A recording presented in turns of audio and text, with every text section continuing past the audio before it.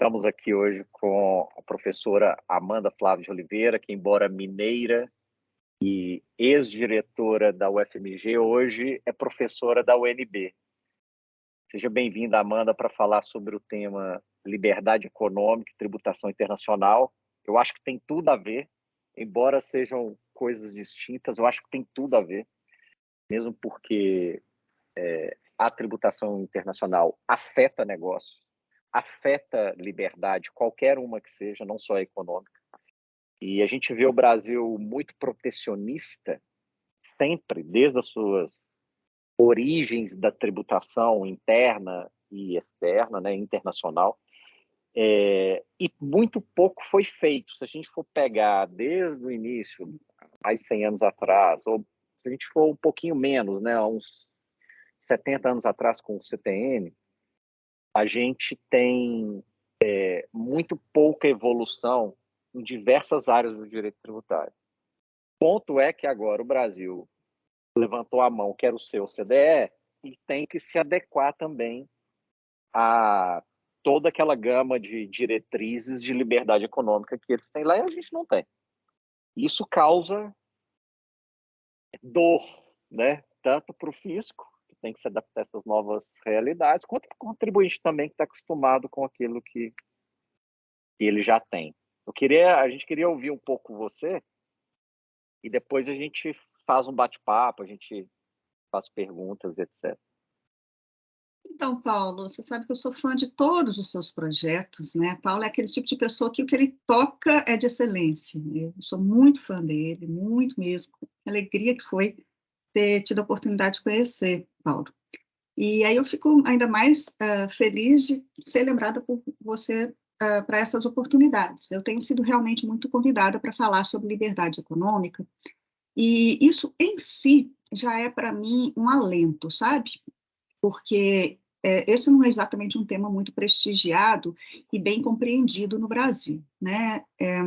Então, ontem, quando eu estava aqui me organizando as ideias, porque tributação internacional não é um tema meu, até pedi, o Paulo mandou umas coisas para me localizar, assim, mas também não vou ousar falar de coisas que não são minhas especialidades, mas eu estava organizando as minhas ideias para conversar com vocês, e aí eu resolvi, Paulo, e fiz uma anotação aqui de 7 premissas que eu gostaria que nós utilizássemos na reflexão enfim, no nosso bate-papo de hoje. Tá? Então, eu elenquei aqui 7 coisas, 7 pontos relacionados ao tema geral da liberdade. Tá? Primeiro lugar, se a gente soubesse, se alguém soubesse como é que faz para desenvolver um país, não existia miséria no mundo mais, né? Na verdade, a gente simplesmente não sabe o que é a fórmula mágica, né? Essa fórmula mágica não existe. Quem soubesse realmente ia causar um grande bem à humanidade. Mas a gente tem consistência tanto de dados quanto de estudos que nos mostram que o caminho do desenvolvimento econômico ele gravita necessariamente por 3 tópicos. Tá? Liberdade econômica é um deles, e há evidências nesse sentido, tá? Que eu posso depois tratar disso com vocês, mas eu vou passar rapidinho, porque por enquanto é só uma provocação. Instituições fortes de um país é outra, e eu estou usando a palavra instituição aqui não no sentido jurídico, mas no sentido econômico, de regras do jogo. Tá? Regras do jogo fortes num país são um desses elementos, constitui um desses elementos. E o terceiro, um ambiente propício para a inovação. Tá? Então, o desenvolvimento econômico, embora ninguém saiba qual é a fórmula, mas ele necessariamente gravita entre esses 3 temas que são complementares, eles não se excluem, pelo contrário, eles têm que conviver entre si. Tá? Esse é o primeiro objetivo, o primeiro ponto que eu queria trazer como premissa. Segundo ponto, liberdade econômica nunca foi valor no Brasil. Nunca foi. Nós tivemos, lá atrás, nas nossas primeiras constituições, 1824 e 1891, um texto que era bastante, digamos assim, favorável à ideia de liberdade. Eles podem ser classificados, inclusive, como constituições liberais. Só que, primeiro, a gente foi vendo ao longo do evoluir das nossas constituições, e que é um vexame a gente falar que a gente já teve esse número de constituições que nós já tivemos, né? Ruptura ruptura mesmo, que justifica uma nova Constituição, não são exatamente 7. Tá?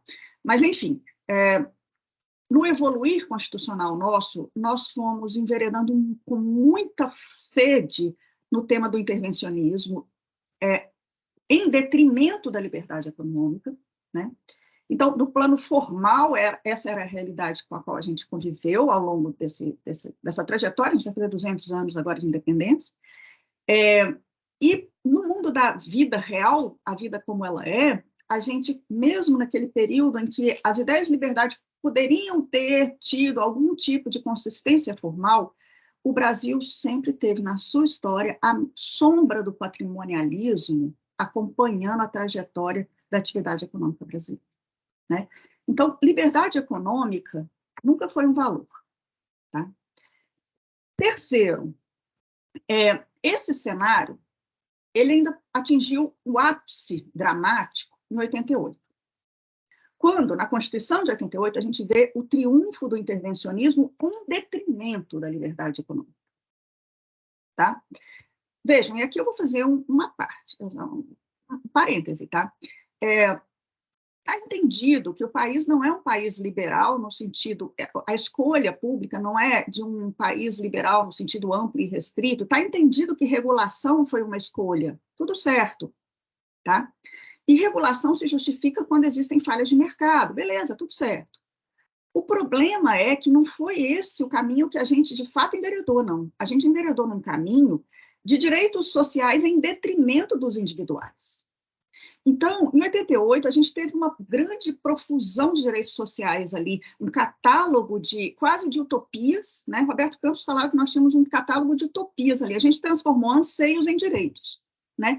Sem saber se a gente tem condições de pagar essa conta, sem dizer de onde ela vem, sem elencar deveres correlatos, mas o principal, o mais dramático, o que é muito grave, voltando lá ao tema do desenvolvimento, a gente colocou o princípio da liberdade econômica numa situação de subprincípio. Ele passou a ser visto como um direito fundamental de menor envergadura. Gente, a livre iniciativa é direito fundamental igual. Tá? Direitos sociais são direitos fundamentais, direitos humanos, beleza. A livre iniciativa também. A liberdade também. Gente, como é que você pode conceber, e o pior, né, demonizando o discurso contrário, esse meu discurso é demonizado, tá? Porque ele é tido como discurso de gente que não se preocupa com o social, né? Gente, eu não vejo nada mais humanista do que você respeitar a liberdade da pessoa. Eu não vejo nada mais humanista do que isso. Mas é isso que aconteceu, a gente viu um direito fundamental virar subprincípio, tá? Quarto tópico para a nossa conversa. Beleza, tá bom, mas eu posso estar falando tudo aqui enviesado a partir de um ponto de vista meu, tá? Paulo, Michel, Francisco. Vocês podem discordar de tudo que eu disse até aqui e dizer, não, ela tem um ponto de vista ideológico com o qual eu não concordo. Então tá, mas aí eu faço agora um convite no item 4 para a gente fazer uma fotografia do Brasil, 200 anos de Brasil, tá? E aí, gente, é inevitável saber que essa fotografia é resultado da Constituição Cidadã, 34 anos de prática dela, tá? Nós temos um agigantamento do Estado, e eu tenho dados para mostrar, não estou falando isso da boca para fora, e vocês não tem como negar.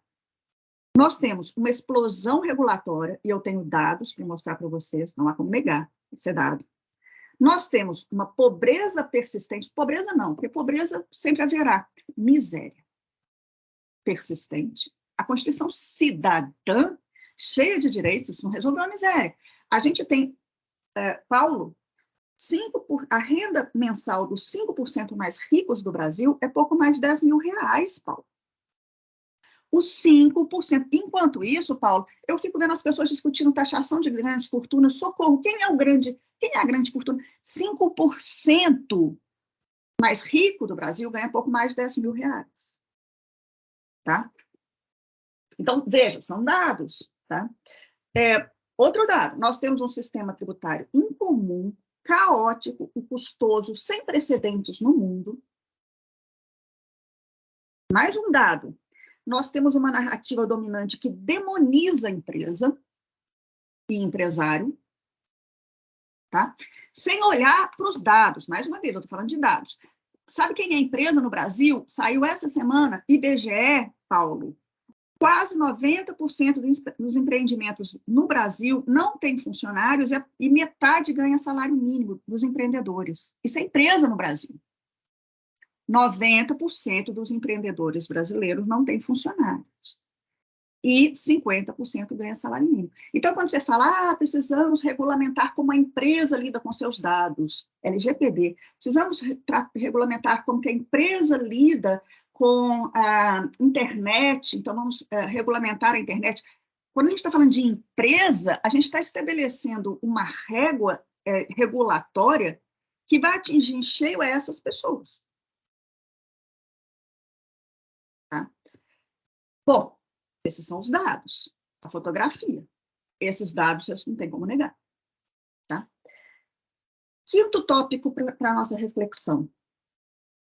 Ao longo da nossa trajetória, e 88 para cá isso se mantém, nós tivemos sempre, em todas as medidas oficiais, um cenário de grande desprestígio à técnica, grande desprestígio às evidências, em detrimento de narrativas ou boas intenções.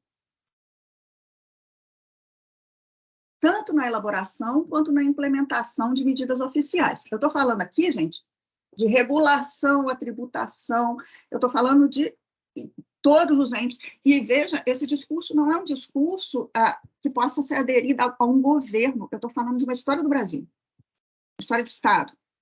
Tá? Nós não fizemos e não continuamos não fazendo análise custo-benefício das medidas oficiais. E a gente tem gerado incentivos errados aos montes. A gente mira numa coisa, eventualmente até acerta aquela, mas o negócio ricocheteia e atinge outro tantão. Que se fizer uma análise líquida, de efeitos líquidos, é terrível o resultado. Isso quando, essa é a melhor das hipóteses, pelo menos o objetivo foi atingido. Isso quando a bala não vai, volta, atinge outras coisas e aquele lá permanece, né, o alvo. Né? Então, um imenso desprestígio à técnica no Brasil, em detrimento de narrativa e boas intenções, mas boas intenções, o ditado já diz por si, e eu adoro Thomas Sowell, no texto dele, Os Ungidos, que falam que socorro, quando que nós vamos nos livrar dos ungidos? Né? Que desenvolvem grandes teses, né? Mas que não se sustentam numa análise custo-benefício mínimo. Sexta premissa. E agora eu vou tratar de premissas. Premissas da sexta premissa. Nessa questão de a gente usar a técnica errada, a gente se sustenta nas medidas oficiais em uma série de medidas completamente sustentadas em premissas erradas. Então, prevalece no Brasil uma ideia completamente superada de que a economia seja um jogo de soma zero. De que o problema do Brasil é a desigualdade social, que nós precisamos fazer redistribuição de riqueza por meio da justiça social. Espera aí, gente, olha só, vamos lá. Essa ideia de que, primeiro, qual é a obsessão com a desigualdade? O problema não está na desigualdade, o problema está na pobreza, o problema está na miséria. Qual que é o problema da gente desfocar da pobreza e miséria e focar na desigualdade? O problema é que as políticas elaboradas com foco na desigualdade são premissas discriminatórias de per se. São políticas discriminatórias de per se. E partem do pressuposto de que existe, e olha aí o ponto, né? De que existe um número dado de riqueza. As riquezas já existem, vieram junto com o mundo. Deus fez o mundo, fez a terra, fez as riquezas. Aquelas riquezas estão mal distribuídas dentro de um estado ou dentro do globo, e nós precisamos de medidas redistributivistas que tirem de um e dê para o outro, porque as riquezas estão mal distribuídas. Essa ideia, que fica no imaginário popular, está toda equivocada. Economia não se dá assim, tem que tirar, um tem que perder para o outro ganhar.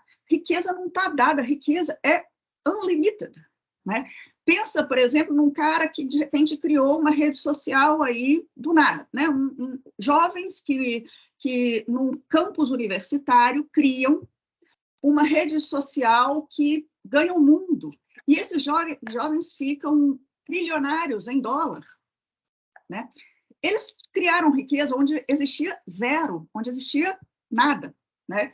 E, ao ficarem assim, trilhardários, eles carregam com eles vão puxando como uma rede, gente do mundo inteiro, que seja como funcionários deles, ou seja, fazendo uso daquilo dentro do seu modelo de negócio, passam a oferir renda e riqueza a partir daquilo. Onde era zero, onde era nada, onde era uma ideia e um computador. Tá? Então, essa premissa está toda errada, né? A ideia é estímulo à liberdade e à inovação para gerar riqueza onde não há nada e que puxa todo mundo junto. Né? Outras duas premissas que são terríveis, que a gente tem que superar. O Brasil é um país rico. O Brasil tem uma floresta amazônica, tem água, tem riquezas naturais, tem uma costa maravilhosa, e por isso ele é um país rico. Não, sabe? E não tem tragédias naturais. Não. As riquezas naturais brasileiras, do ouro de Minas Gerais, a floresta amazônica, as nossas praias, o que quer que seja, aquilo ali parado ali, sem gerar nenhum tipo de utilidade para o ser humano, não é riqueza. Né? Riqueza é o que gera utilidade para a vida humana. Né? E para isso ser assim, isso tem que estar inserido em um contexto de atividade econômica de alguma maneira. Agregar valor econômico àquilo que precisa ser feito. Então, o Brasil não é um país rico. Tá? Esqueçam isso. Outra premissa totalmente equivocada, a ideia de que segurança jurídica significa você regular com muito detalhamento umas coisas. Gente, regras oficiais, normas, não são sinônimos de segurança jurídica. Segurança jurídica é sinônimo de respeito a contrato. Segurança jurídica, respeito a contratos. Tá? Então, não é com excesso de normas que a gente resolve a insegurança jurídica, que é o desafio da nossa geração jurídica. Eu estou falando aqui de desafios econômicos, mas do ponto de vista da nossa geração de direito, né, o grande desafio e que se sobrepõe a todos os demais é a segurança jurídica. Não temos segurança jurídica no Brasil. Bom, vamos lá. A sétima premissa que eu gostaria de adotar aqui na nossa conversa de hoje. Nós vamos fazer 200 anos. O Brasil ser um país do futuro virou uma piada de mau gosto.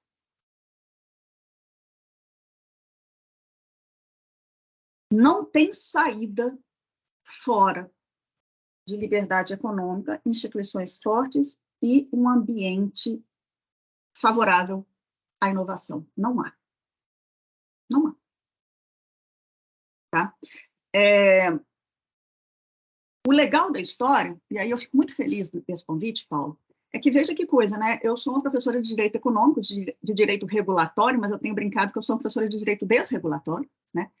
E eu tenho sido convidado para falar, semana passada eu estava falando na FGV do Rio, de seguros, hoje, mais tarde, eu vou falar de economia digital, num evento em Londrina, tudo online, estou aqui falando de tributação internacional, quer dizer, não estou falando de nenhum desses temas, né? Mas o que me dá alento em 2022, 200 anos, é que o pessoal de tudo quanto é área resolveu refletir sobre liberdade econômica.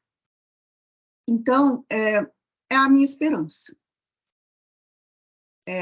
Eu estou aqui num grupo de tributação internacional que está com interesse em liberdade econômica. É a minha esperança. Porque não vejo saída fora dela. Em todos esses assuntos, seguro, economia digital, tributação internacional. Não tem saída fora da liberdade econômica.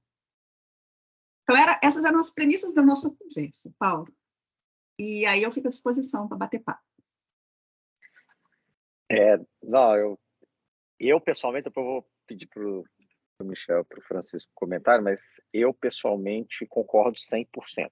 Primeiro que, ainda mais no nosso mundo do direito tributário, né, que é parte do direito público, a gente vê cada mais regras serem publicadas antes de você entrar. Eu estava comentando com o Michel E não sei se você está acompanhando, Amanda, essa saga do IPI, que o governo federal tenta baixar, aí o STF, né, o ministro Alexandre, suspende a norma.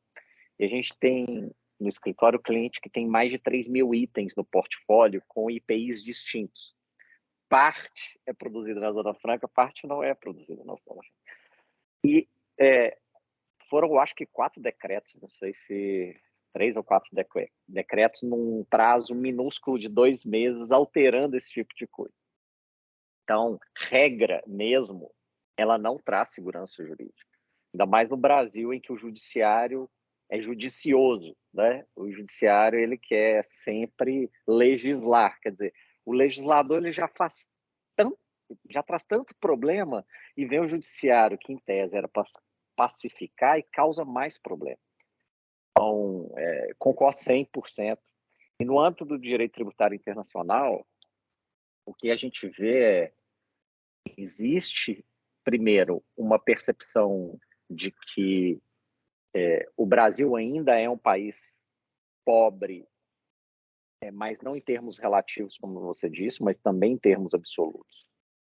Embora o Brasil tenha caído lá naquela réguazinha dos maiores PIBs do mundo, fato é que, em termos absolutos, o Brasil é uma potência econômica. Poderia ser muito maior? Poderia, mas não faz o uso devido das suas riquezas, como você disse. O ponto é que essa posição de pobreza econômica que o Brasil coloca, isso reflete também na legislação de direito tributário internacional. E quando o Brasil olha, eu quero ser o CDE é o grupinho dos ricos. Agora, como que eu vou conseguir conciliar esses dois mundos? Como fazer com que o Brasil seja do país dos ricos, sendo que ele tem ainda a visão de pobre, né? O que eu queria te perguntar era como que você vê o Brasil inserido no contexto internacional, até do ponto de vista de liberdade econômica, e o que, na sua opinião, o direito tributário interfere nisso aí? Porque direito tributário é retirar dinheiro da economia para fazer frente a esse monte de direito que você falou que a Constituição trouxe, né? Como é que você vê isso? Como é que o direito tributário... Paulo, desde o governo Temer, e aí agora eu estava falando de Estado o tempo inteiro, agora estou falando de governo. Desde o governo Temer, a gente teve uma série de medidas em sequência que foram alterando muito o cenário do empreendedorismo no Brasil. A gente ainda não sente os efeitos dela, seja porque nós tivemos uma pandemia, nós não, o globo, né? Nós tivemos uma pandemia que, de alguma maneira, modificaram um pouco o rumo das coisas, né? Seja porque, para que esse tipo de medida, que são medidas muito de base, possam surtir efeitos concretos, leva um tempo mesmo, né? E com reflexo, inclusive, nos dados, né? Mas nós tivemos uma sequência de coisas importantes acontecendo aí, né? Que vai da lei de ambiente de negócios, a lei de liberdade econômica, a digitalização de cartórios, enfim, medidas aconteceram, né, nesse período. A gente não sabe o que vai acontecer no próximo governo, né, seja ele qual for, né, a gente não sabe o que vai acontecer, mas a verdade é que, assim, algumas medidas a gente foi adotando que, se nós permanecêssemos nessa mesma onda, a gente tem chances concretas, me parece, de a gente ter um cenário muito favorável àquilo que a OCDE espera de nós. Tá? Mas, assim, é tanta coisa, né, que tá errada, que são tantas as coisas para a gente mexer, né, que o que foi feito foi uma parte, nem importante, mas nem tão grande dela, né? Vai depender do que virá em 2023, seja que governo for, vai depender do que virá, tá? Mas de Temer até hoje, a gente tomou umas medidas importantes e que nos inclina a um cenário que nos permita um padrão OCDE, assim, de atuação de atividade econômica, né? Quanto à questão tributária, assim, eu até falei com o Paulo, me mandou alguma coisa de tributação internacional, porque eu realmente até tenho sido muito convidada para falar, mas tributação, na verdade, a nossa tributação como uma péssima regulação que o Estado tem feito da economia, mas a nossa tributação interna, né? A internacional, de fato, era até ontem que eu li o material que o Paulo me mandou, algo de muito distante de mim. Mas o que eu posso te dizer é o seguinte, e o que eu vou te dizer, ele vale para as duas... Bom, vou falar de uma coisa e depois de outra, né? Olhando o nosso sistema tributário nacional, e olhando assim internamente mesmo, o que a gente faz é criminoso com o empreendedor brasileiro, assim, é para guerreiro mesmo você empreender no Brasil com esse sistema tributário que nós temos, né? E esse daí vai, desse cara aqui dos 90% que eu mencionava aqui, que não tem funcionário, até essa que você menciona aí, que não é porque é grande, não é porque tem poder econômico, que está livre de um sistema caótico, caro, etc., né?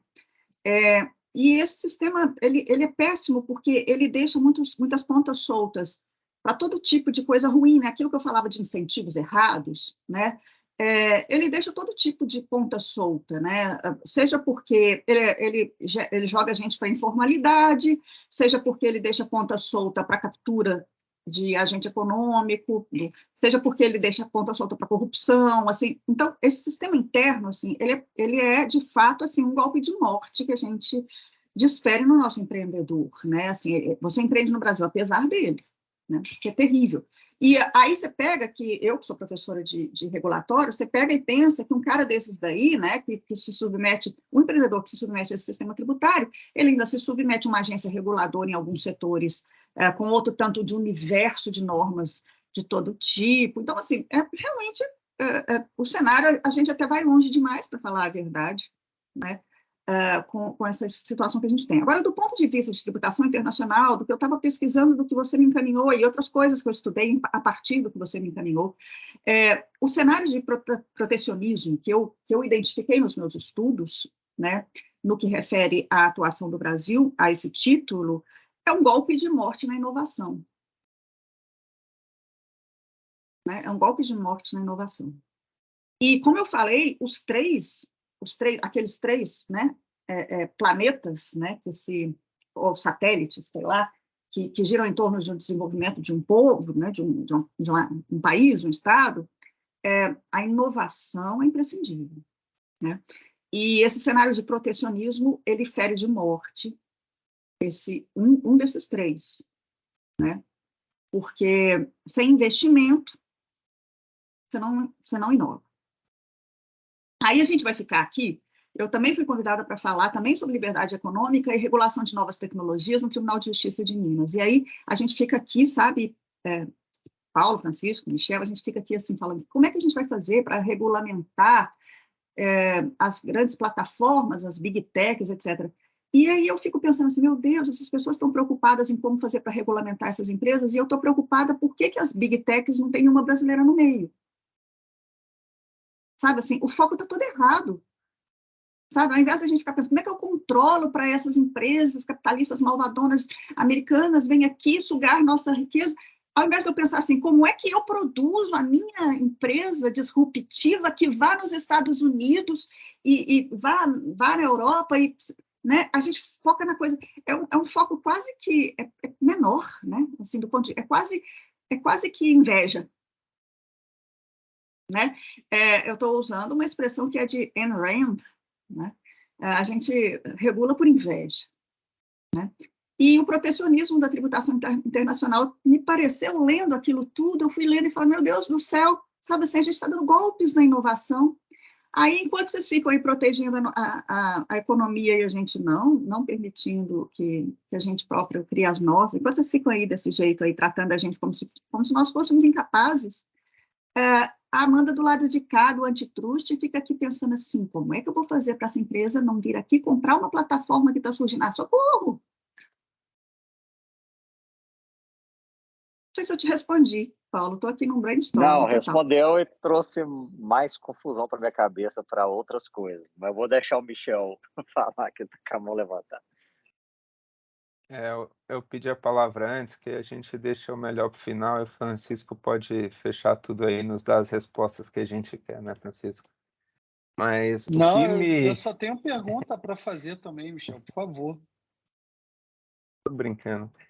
Não sobre a sua qualidade, que você vai ficar o melhor para o final, mas quanto às respostas, porque acho que aqui ninguém tem resposta, a gente tem muitas dúvidas, né?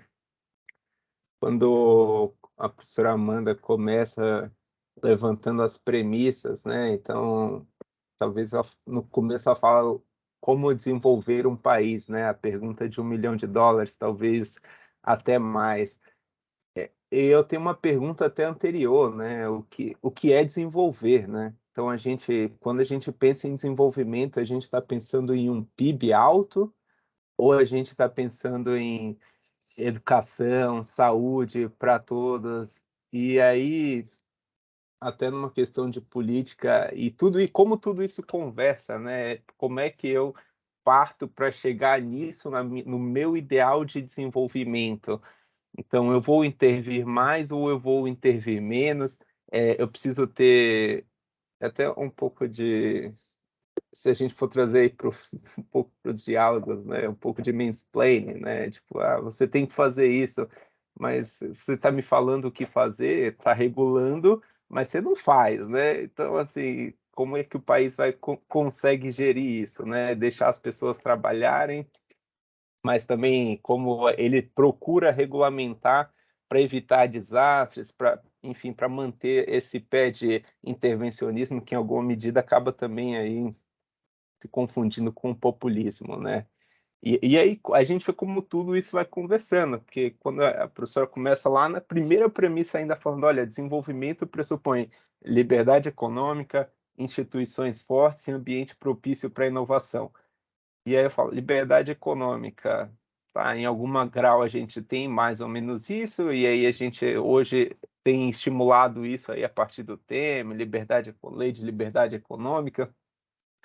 De outro lado, eu tenho instituições que são mais ou menos fortes, em alguns momentos elas são mais fortes, hoje elas estão menos fortes, né? A gente vê aí um problema, algumas, até o conflito entre as instituições, e aí ambiente propício para inovação, né? Que aí talvez também eu precisaria talvez de alguns anos de estudo, algumas décadas para saber o que é um ambiente propício para inovação. É ausência de regulamentação, é um grau mínimo de regulamentação, ou eu preciso de regulamentação. Isso tudo, assim, eu não estou nem fazendo nenhum comentário de mérito, é mais para demonstrar que eu realmente tenho até algumas dificuldades aqui, né, nas próprias premissas que a gente está conversando, né? Que a gente está discutindo aqui tributação internacional, eu nem cheguei lá ainda, porque aqui eu ainda estou falando assim, aonde eu quero chegar, né? Eu não sei, porque a gente vai para a OCDE. Aí quando a gente vê o grupo de países que fazem parte da OCDE, a gente vê que eles têm premissas mais ou menos intervencionistas, eles têm políticas sociais mais ou menos fortes. Então, você vai ter lá nos Estados Unidos, que a gente pode colocar aí como talvez o extremo mais liberal, mas a gente vai ter também a Noruega, que em alguma medida, bom, nunca tive lá, mas pelo menos pelo que falam na mídia, tem super proteção dos direitos humanos. Então, assim, isso e ambos são considerados países desenvolvidos. Então, por isso que a primeira pergunta é, né, o que a gente está considerando o desenvolvimento. Eu acho que isso aqui talvez já mostre um pouco a minha dificuldade aqui nesse bate-papo, né? E aí, Michel, quando a legal. gente... Desculpa. Não, desculpa, só porque eu ia falar, porque quando a gente vai para o ambiente de tributação internacional, vamos fingir que está tudo resolvido, a gente arrumou a casa e a gente está indo para o ambiente internacional, né? E aí a gente sempre tem aquele conflito, países em desenvolvidos versus países em desenvolvimento. E aí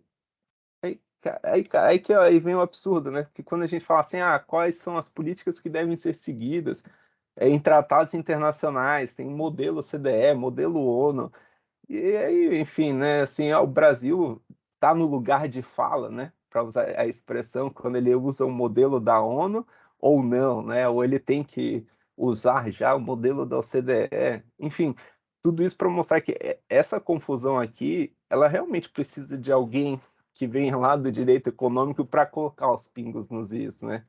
Que às vezes a gente está aqui falando em desenvolvimento, sendo que algumas pessoas, no caso eu, nem sabem o que é desenvolvimento, né? Isso, enfim, é só um brainstorm inicial, porque, enfim, conforme a gente vai conversando, vão surgindo mais dúvidas, né? Porque quando a gente passa para a regulamentação, a professora fala uma coisa que eu tenho falado há anos, no ciclo mais próximo de conhecidos. Lei, Constituição, isso não é segurança jurídica. Não adianta estar lá na Constituição princípio da legalidade se quando o STF aplica, ele flexiona em alguma medida. Não adianta se a gente fala em legalidade, vem a Receita Federal e altera a lei via, enfim, via iene, né? Então a gente brinca no tributário iene superior à Constituição e acabou, você segue o que está na iene. Aí o Paulo fala, os conflitos do IPI. Cara, eu fico pensando, e isso é um exemplo claro daquilo de efeitos que não são pensados. Então, eu quero reduzir o IPI para causar o desenvolvimento, aí vem o cara lá da Zona Franca de Manaus e fala, olha, mas aí quando você faz isso, você impede o meu desenvolvimento. E eu falo, cara, mas isso tudo, porque ninguém está pensando, vocês estão fazendo a toque de caixa, o que vai te dar mais popularidade. Você não tem a gente não tem uma política fiscal orientada. Eu brinco isso, a gente olha para a Europa, eles têm lá plano fiscal para os próximos 10 anos. Vamos pensar se a gente vai introduzir o JCP e eles têm lá os objetivos fiscais, então assim, e os objetivos políticos. Então assim, olha, é aqui que a gente quer chegar e essas são as ferramentas que a gente tem para tentar alcançar nisso. Então tem uma transparência. E eu acho que aqui, quando a gente fala em desenvolvimento, a gente tem que ter transparência. Enfim, eu fico meio estressado com isso, mas enfim. Vamos lá, Michel, vou resolver seus problemas aqui. Seus problemas acabaram. Brincadeira, mas vamos lá. Vamos para dados? Tá? Olha só, eu falei que tem métrica para tudo, tá? Existem rankings que medem o tamanho do intervencionismo de um país. Tá? Eu vou usar um deles, você pode pegar qualquer outro. E vou te fazer, talvez, mudar de ideia em relação a alguns temas. Você disse assim, os Estados Unidos, aquele país extremo liberal. Não, os Estados Unidos são longe de ser um país extremo liberal. Vamos lá. Quais são, segundo um dos rankings hoje existentes, o Heritage? Se você pesquisar aí, Heritage 2022, você vai ter o resultado desse ranking. E ele elenca, entre as economias do mundo, aquelas que são as mais livres até as mais intervencionistas. E eu acho que você vai concordar com ele que dos 177 estados listados e estudados, e existem critérios, você pode avaliar depois os critérios, os 175, o 176 e o 177 são Cuba, Venezuela e Coreia do Norte. Você concorda, certo? São países mais intervencionistas do globo. Tá, agora, o que é mais, talvez, curioso são as outras informações. O país mais livre não é Estados Unidos. Na verdade, Estados Unidos está, eu estou aqui com o meu ranking aberto, ó, em 24, Michel. Então, nós estamos longe dos Estados Unidos, um país extremo. Não. Ele é, na verdade, antecedido por países como, o primeiro, Singapura, Suíça, Irlanda, Nova Zelândia, Luxemburgo, Taiwan, Estônia, e por aí vai. Tá? A Noruega, que você mencionou, é 14º, tem critérios, estuda os critérios para você ver. A Alemanha, que o Paulo gosta, ó, 16. A Coreia do Sul, 19. O Chile, 20. Tá? A Áustria, onde o Paulo estudou, está no 22. Estados Unidos está lá no 24. Aí, Michel, você quer saber que tanto que nosso estado é grande, você procura o Brasil. E aí, de 177 países, sabe onde o Brasil está? O Brasil é 133. Sabe quem antecede o Brasil? 132? Sri Lanka. 131, Índia, antes do Brasil. Ucrânia, 130. Nicarágua, 122. Tá, Michel? Olha o tamanho do Brasil. Quem que você quer aí? Você quer Rússia? É 113. Tá, Michel? Você quer quem mais? Você quer pegar Paraguai? Vamos pegar aqui, deixa eu ver onde está. O Peru. Peru é 51, Michel.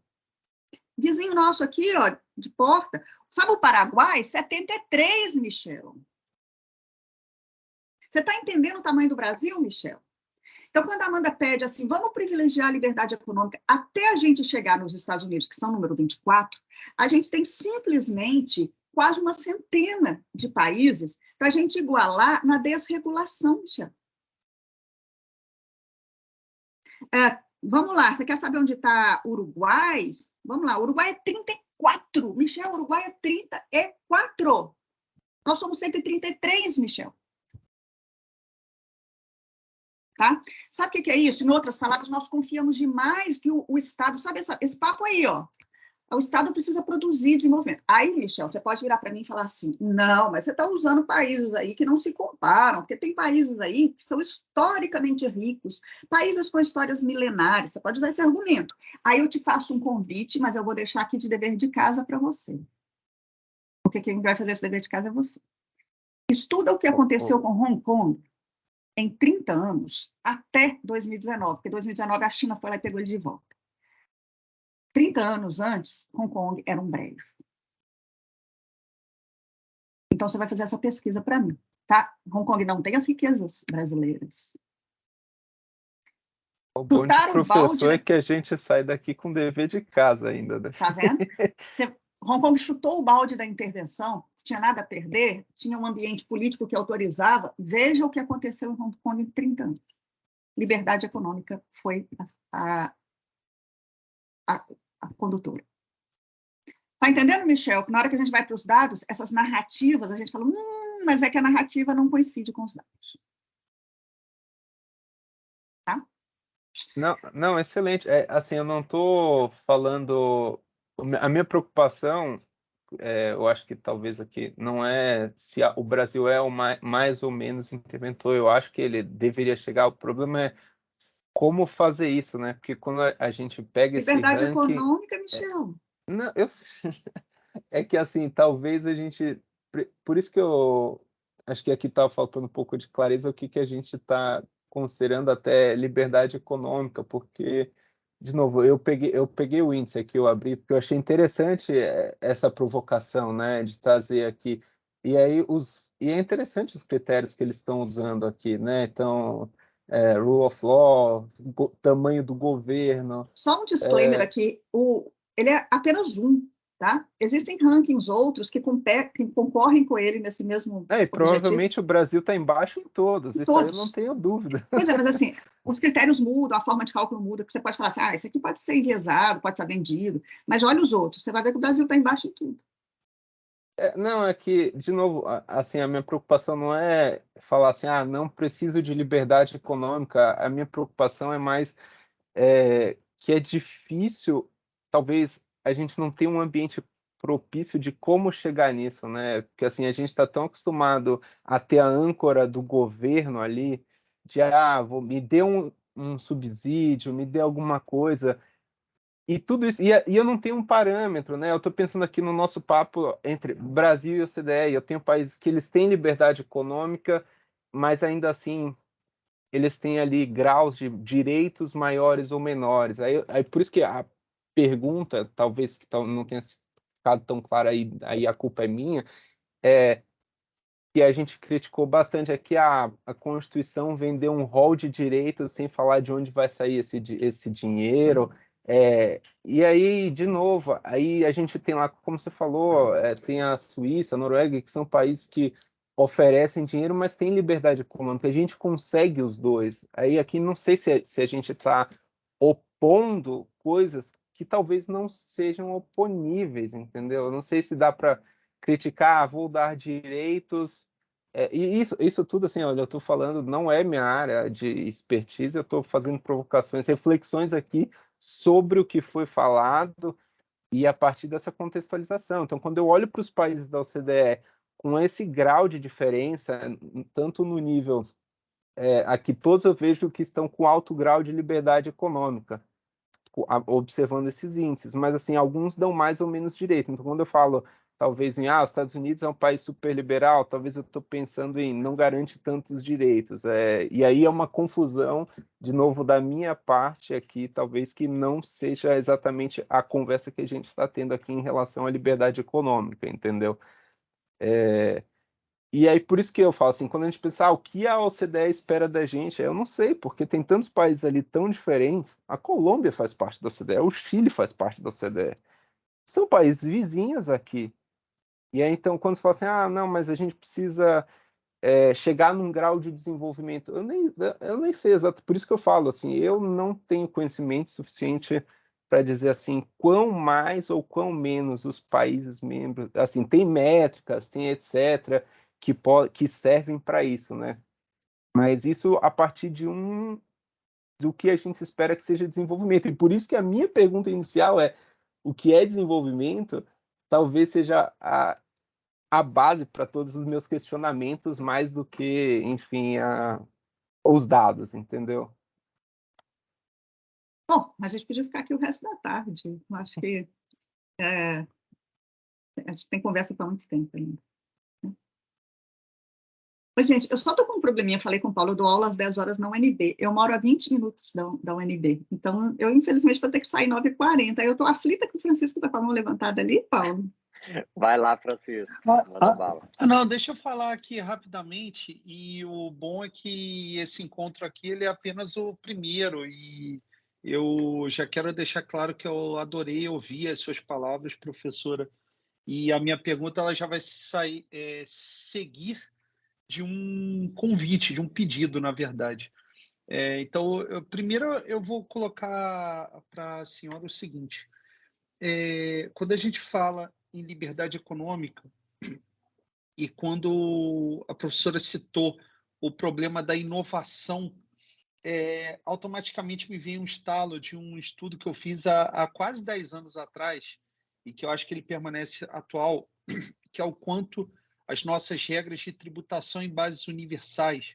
E aí eu vou trazer um pouco mais de caso concreto aqui para o nosso estudo da liberdade econômica.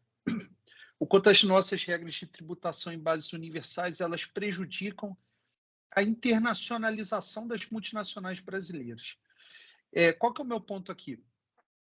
Desde 2001, com a medida provisória 2158, nós temos uma lei que automaticamente obriga as pessoas jurídicas brasileiras com investimentos no exterior a reconhecerem na base do imposto de renda aqui, independente se é dividendo, se é equivalência patrimonial, o que quer que seja, o lucro auferido no exterior. E aí você, ao longo do tempo, teve uma evolução dessa legislação, tentando separar quando é lucro de coligada, quando é lucro de controlada, quando está em paraíso fiscal, quando não está. Isso, para mim, é aspecto muito prático, muito detalhe, que não vem ao caso aqui. Mas, sem dúvida, um estudo comparativo, a gente olha que o Brasil, nesse ponto, ele está na contramão de grandes economias com tamanhos similares aos nossos. Eu cito o exemplo da Inglaterra, que tinha uma legislação parecida, e em determinado momento ela fez o que a gente chama de mudança do regime de tributação em bases universais para o regime de tributação em base territorial. E aí o lucro gerado fora da Inglaterra passaria a ser isento dentro da Inglaterra. Com isso, você não faz com que a multinacional inglesa tenha que repatriar recursos antes do tempo para pagar imposto no Brasil. E você também simplifica o compliance, simplifica a alta carga de obrigações acessórias e de tempo gasto pelas empresas para poder se adequar a essas regras internacionais. Um outro dado concreto aqui, a tributação de imposto de renda aqui no Brasil, somando IRPJ e CSL, é de 34%, enquanto que na maioria dos países onde, por exemplo, uma Gerdau, uma Vale, uma Petrobras investem, essas alíquotas corporativas são de entre 18% e 25%. Acho que a média da OCDE de tributação corporativa hoje está em cerca de 21%, 22%. Eu posso estar errando no número. Então, na verdade, a gente não está falando de tributação de investimentos operacionais que possam representar um abuso, né? O Brasil poderia capturar essa renda para tributar aqui se ele estivesse pensando, olha, você está ganhando dinheiro num país que não tributa renda, então eu vou tributar aqui. Então, se você tributou a zero lá, ou seja, não pagou imposto nenhum no país da fonte daquele rendimento, você automaticamente traria essa renda para cá. Por que eu estou dizendo isso? Porque o Brasil ele não tem nem 50 multinacionais relevantes. O Brasil era para ter muito mais multinacionais. Eu acho que empresas como a VEG, como a Gerdau, elas são unicórnios. Em paralelo, nós já estamos vendo, eu não vou citar nomes aqui, mas o Paulo vai... Apesar disso, né, Francisco? Quer dizer, Apesar disso, nós temos. E aí, o que eu estou colocando para o Paulo e o Michel também já deve ter percebido, um movimento que eu estou percebendo é que as empresas brasileiras da economia digital já estão nascendo com a seguinte estrutura: pessoa física constitui uma empresa num país como Holanda, num país como Luxemburgo, e essa empresa vai investir no Brasil. Por quê? Porque quando ele fosse internacionalizar-se, quando ele decidir investir em outros países, ele já vai fazer a partir da Holanda e jamais a partir do Brasil. Para quê? Para não ter esse problema da tributação em bases universais. Então, eu queria ouvir da professora de que maneira desatar esse nó para que a liberdade econômica possa ser concedida para multinacionais brasileiras realmente proliferarem, prosperarem, e de que maneira isso pode trazer benefícios para o país também, entendeu? E aí o meu convite eu vou continuar estudando esse tema, e aí daqui a 6 meses, 1 ano, eu queria voltar a conversar com a senhora, inclusive levar o meu trabalho aí em Brasília para a gente bater um papo e até, quem sabe, se a senhora se interessar, me orientar também, enfim, dar os inputs para o trabalho também, né? Aceitei já, mas só 6 meses, 1 ano é tempo demais para minha cabeça. Estou esperando daqui 15 dias, por favor, me contacte. Mas, Francisco, assim, muito legal, mas vamos lá, olha só. Na época, eu acompanhei muito de perto o processo de elaboração da Lei de Liberdade Econômica, Lei 13.874. O governo, então, eleito, e que tomou posse em 2019 no plano federal, ele deliberadamente, né, ele, de forma explícita, ele tinha, do ponto de vista da pasta econômica, um propósito liberal. E aí, tão logo o ministro da Economia iniciou seus trabalhos, a equipe dele no Ministério da Economia elaborou um texto que acabou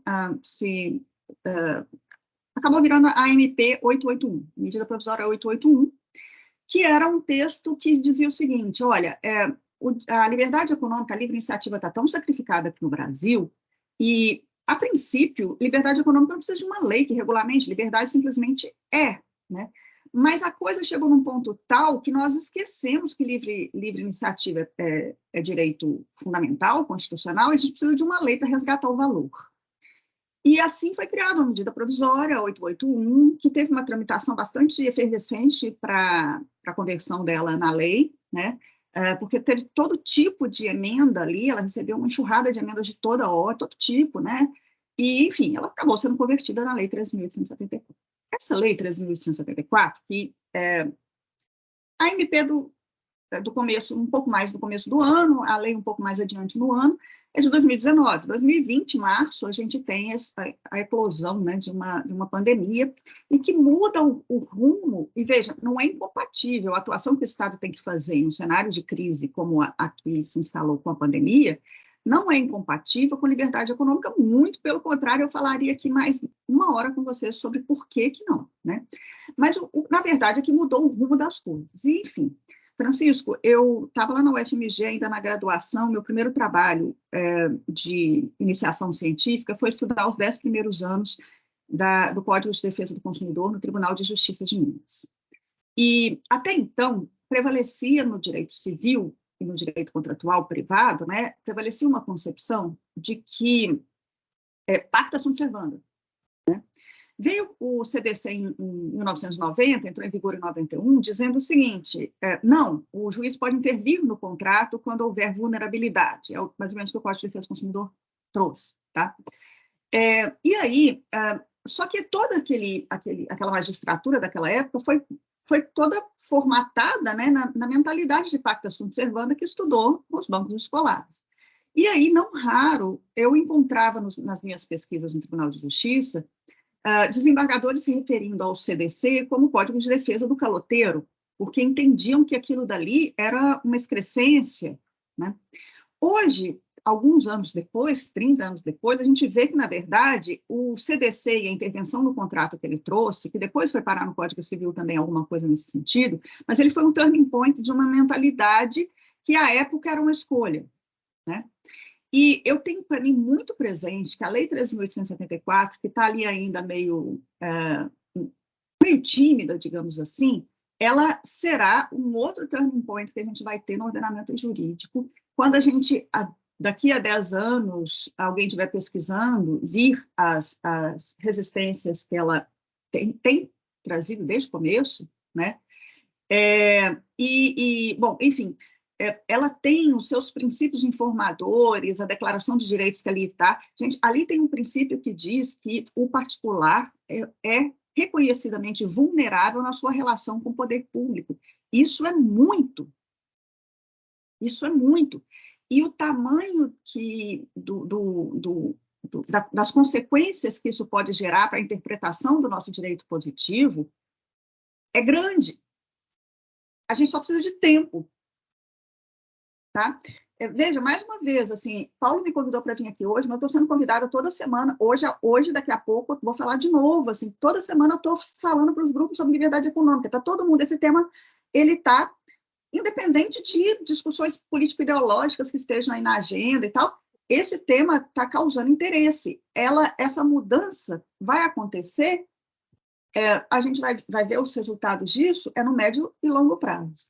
Tá? Então, para tudo isso, desde regulação de cripto até a tributação internacional e as regras que ainda precisariam ser revistas no Brasil, esse título, todo o universo de regulação no Brasil, tudo isso ainda vai sofrer os impactos que ainda não sofreram dessa mudança de mentalidade que a Lei de Liberdade Econômica vai propiciar.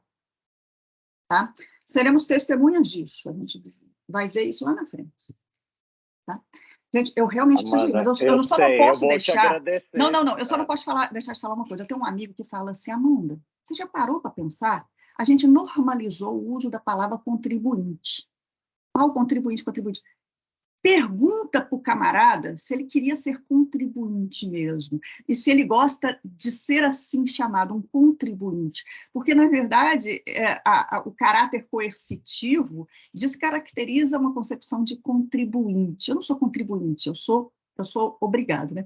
E aí eu estou vendo vocês falando em contribuinte, eu sempre evito essa palavra. Assim como esse mesmo amigo fala do termo administrado, do direito administrativo, ele fala assim, como assim o cara é um administrado? Ele é uma pessoa incapaz, né? Porque precisa ser administrado, né?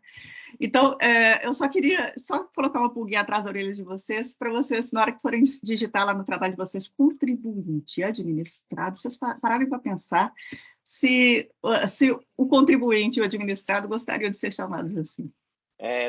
O pior de tudo é ele ser chamado de sujeito passivo, professora, da obrigação tributária. Exato.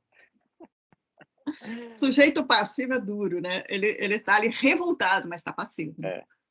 Amanda, muitíssimo obrigado. Não, e esse ponto é engraçado, que em inglês é taxpayer, pagador de impostos. Não é isso? Vamos passar a usar isso Vamos passar a usar isso? Pagador de impostos. É isso, não. E em alemão é Steuerschuldner, é o devedor dos tributos, é até pior.